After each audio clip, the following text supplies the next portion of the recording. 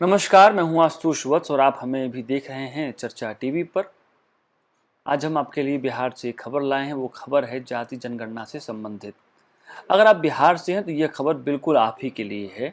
यूँ समझिए कि आपके जीवन में एक नया बदलाव होने जा रहा है। बिहार में जो जाति जनगणना हो रही है उसका पहला चरण खत्म हो चुका है और दूसरा चरण 15 अप्रैल से शुरू हो रहा है। यह जो एक चरण है इसमें आपको बहुत सारी सवालों के जवाब देने होंगे। लोग आपके पास पहुंचेंगे, सरकार के लोग पहुंचेंगे, वो आपसे कुछ सवाल पूछेंगे। लगभग ये 17 सवाल हैं।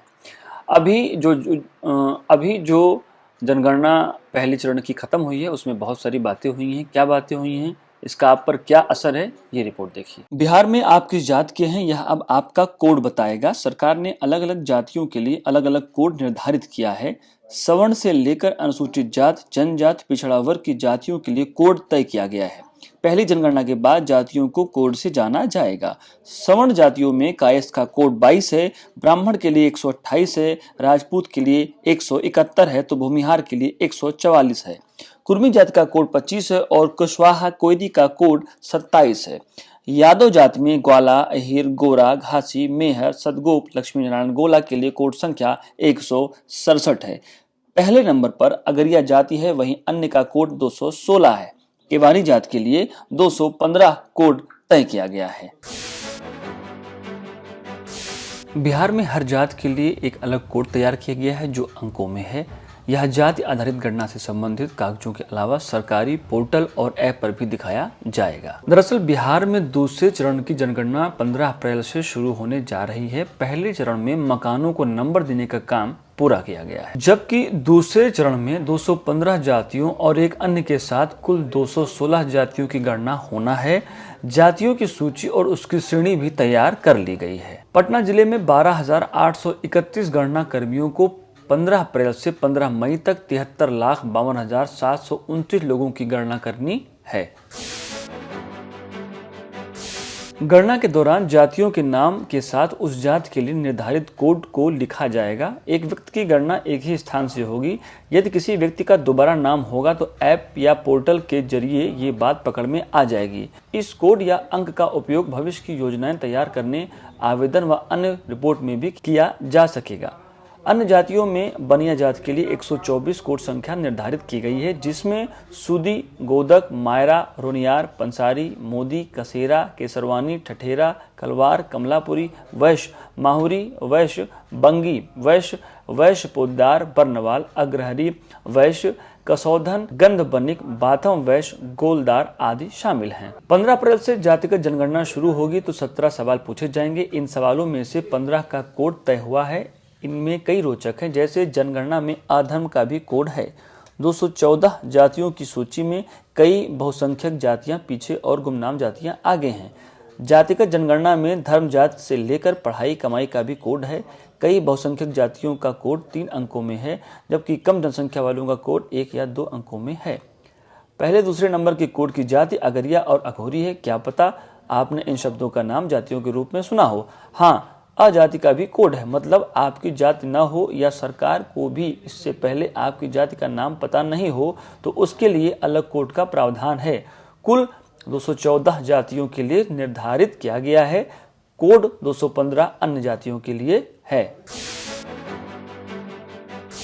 जातिगत जनगणना में हिंदू धर्म को कोड 1 मिला है। इसके बाद इस्लाम, ईसाई, सिख, बौद्ध और जैन धर्म का क्रमशः 6 तक नंबर है। इससे इतर कोई अन्य धर्म बताते हैं तो जनसंख्या कर्मी कोड 7 लिखेंगे और अलग धर्म नहीं बताते हैं तो कोड 8 लिखा जाएगा। इसी तरह परिवार के सदस्यों के लिए भी अलग अलग कोड है। परिवार के मुखिया का कोड 1 है, पति पत्नी के लिए 2, पुत्री और पुत्र के लिए 3, पोती नातिन पोता नाती के लिए 4, माता पिता के लिए 5, भाई बहन के लिए 6, दादी नानी या दादा नाना के लिए 8 और सास ससुर के लिए कोड 9 रखा गया है। आप जिस कक्षा तक पास होंगे वह आपका कोड है। पहली के लिए 1 तो 10वीं यानी मैट्रिक के लिए 10 कोड लिखा जाएगा। इंटर का 12वां, ITI का 13वां, इसी तरह शिक्षा के लिए कोड है। सरकार के 53 तरह के शिक्षा कोड बनाए गए हैं। इंजीनियर का कोड 23 तो डॉक्टर का 25 है। MBA का कोड 27 तो LLB का कोड 28 रखा गया है। इसी तरह आपके काम के हिसाब से भी जनगणना कर्मी कोड डालेंगे। सरकारी नौकरी तो नंबर 1 पर रहेंगे। संगठित क्षेत्र में प्राइवेट नौकरी बताएंगे तो दूसरे नंबर पर। असंगठित क्षेत्र की प्राइवेट नौकरी वाले नंबर 3, स्वरोजगार वाले नंबर 4 पर रहेंगे। पेशा के रूप में भिखारी होंगे तो कोड 10 मिलेगा। कचरा बीनने वाले को 11, विद्यार्थी को 13, गृहिणी को 14 और साफ बेरोजगार को 15 कोड मिलेगा। आजाद भारत में बिहार के अंदर पहली बार हो रही जातिगत जनगणना का विरोध हो रहा था, तो सरकार ने कहा था कि वह इससे आर्थिक स्थिति की भी जानकारी लेगी। तो आर्थिक के लिए मासिक आय के आधार पर 7 तरह के कोड जनगणना कर्मी करेंगे। जिनकी आय शून्य होगी वह भी कोड 1 में होंगे और जिनकी 6,000 रुपये मासिक उनका भी कोड 1 ही होगा। इसके बाद 6,000 से 10,000 वाले को नंबर 2 कोड दिया जाएगा। 10 से 20,000 मासिक आय वाले को कोड 3 में रखा जाएगा। 20 से 3,000 वाले को 4 में, 30 से 40,000 मासिक आय वाले को 5 में रखा जाएगा। इसी तरह 40 से 50,000 वालों को कोड 6 में रखा जाएगा। 50,000 रुपए से अधिक वालों को कोड 7 में रखा जाएगा। हर व्यक्ति के लिए यह कोड डाला जाएगा, न कि पूरे परिवार का। मतलब पति पत्नी और बेटा तीनों कार्यरत हैं तो तीनों की आय का अलग अलग कोड डाला जाएगा। जातिगत जनगणना से किसे फायदा होगा, इसके पीछे क्या तर्क है? जनता दल यूनाइटेड के प्रधान महासचिव KC त्यागी ने बीते दिनों एक लेख लिखा। वो लेख अखबारों में छपा और उस लेख ने कई सुर्खियां भी बटोरी। उसमें क्या लिखा हुआ था जाति जनगणना को लेकर के हम आपको ये भी बता रहे हैं। जातिगत जनगणना के समर्थन में कई संगठनों ने आवाज बुलंद की है। बीते दिनों 20 फरवरी को उत्तर प्रदेश विधानसभा में सपा ने जातिगत जनगणना का प्रश्न उठाकर नारेबाजी की। इससे पूर्व छत्तीसगढ़ विधानसभा ने भी सर्वसम्मति से एक प्रस्ताव पारित किया है। सामाजिक न्याय मंत्री रामदास अठावले ने इसका पुरजोर समर्थन किया है। पक्षधरों का मानना है कि इससे अलग अलग जातियों का समग्र आंकड़ा सरकार के पास होगा, जिससे पता चलेगा कि किस जाति समूह के लिए कितना और क्या करने की आवश्यकता है। 14वीं लोकसभा में इस पर काफी हंगामा हो चुका है। पिछड़े वर्ग के नेताओं ने जाति के आधार पर जनगणना बायोमेट्रिक चरण में करने पर ऐतराज किया है। दरअसल जनगणना के कई चरण हैं और बायोमेट्रिक चरण सबसे कठिन है। पूर्व UPA सरकार के मंत्री समूह ने जाति आधारित जनगणना कराने का ऐलान किया था। विरोधियों का तर्क था कि इस प्रकार से यह प्रक्रिया पूरी होने में 100 वर्ष लग जाएंगे, जैसे कि मतदाता पहचान पत्र देने का 15 वर्ष का पुराना फैसला अभी तक पूरा नहीं हो पाया है।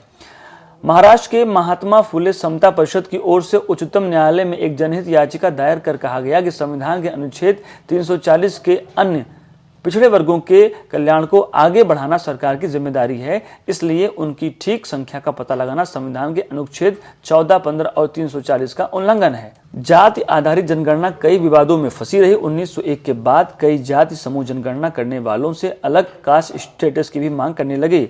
वंश परंपरा का हवाला देते हुए कुछ जातियों के लोग खुद को ब्राह्मण वर्ग में शामिल करने की मांग करने लगे। कुछ जातियों को क्षत्रिय एवं वैश्य साबित करने के लिए प्रयास होने लगे। यह जाति के आधार पर श्रेष्ठता तय करने का दौर था। आज जाति किसी समूह के पिछड़ेपन की निशानी भी है। मंडल आयोग ने गैर हिंदू समुदायों में भी विद्यमान पिछड़ी जातियों का वर्गीकरण किया है, जिसके कारण कई मुस्लिम, सिख, ईसाई समुदाय को भी पिछड़े वर्ग में शामिल कर उन्हें भी आरक्षण की श्रेणी में शामिल किया गया था। पिछड़े वर्ग के नेता मानते हैं कि उनकी आबादी लगभग 60% है। जाहिर है कि जातिगत जनगणना नए राजनीतिक समीकरण बना सकती है। नीतीश कुमार ने केंद्र सरकार को कर्पूरी फार्मूले पर अमल करने का सुझाव दिया है। फिलहाल केंद्र द्वारा अति पिछड़ों के लिए अलग से आरक्षण कोटे का बंटवारा नहीं किया गया है। मुख्यमंत्री रहते हुए कर्पूरी ठाकुर ने 12% का कोटा अति पिछड़ों के लिए लागू किया था, जिसका बड़ा विरोध उन्हीं की जनता पार्टी ने किया और उन्हें मुख्यमंत्री पद गंवाना पड़ा। NDA सरकार ने अक्टूबर 2017 में अति पिछड़े वर्ग के अंतर्गत सामाजिक न्याय सुनिश्चित करने के उद्देश्य से रोहिणी आयोग का गठन किया था। वर्तमान में OBC में मौजूदा 5,000 जातियों को उप वर्गीकृत करने के कार्य को पूरा करने की जिम्मेदारी उसे दी गई। आधिकारिक तौर पर रोहिणी आयोग की रिपोर्ट प्रकाशित नहीं हो पाई। जानकारों के मुताबिक OBC कोटे को 4 भागों में बांटने की संस्तुति की गई। आंकड़े बताते हैं कि केवल पिछले 5 वर्षों में OBC की 2,633 जातियों में 10 जाति समूहों को कोटे का 25% यानी 1/4 लाभ मिला है। 1,000 जाति समूह तो ऐसे भी रहे जिन्हें इस कोटे से 1% भी लाभ नहीं मिला। इससे नई असमानता पैदा हो गई।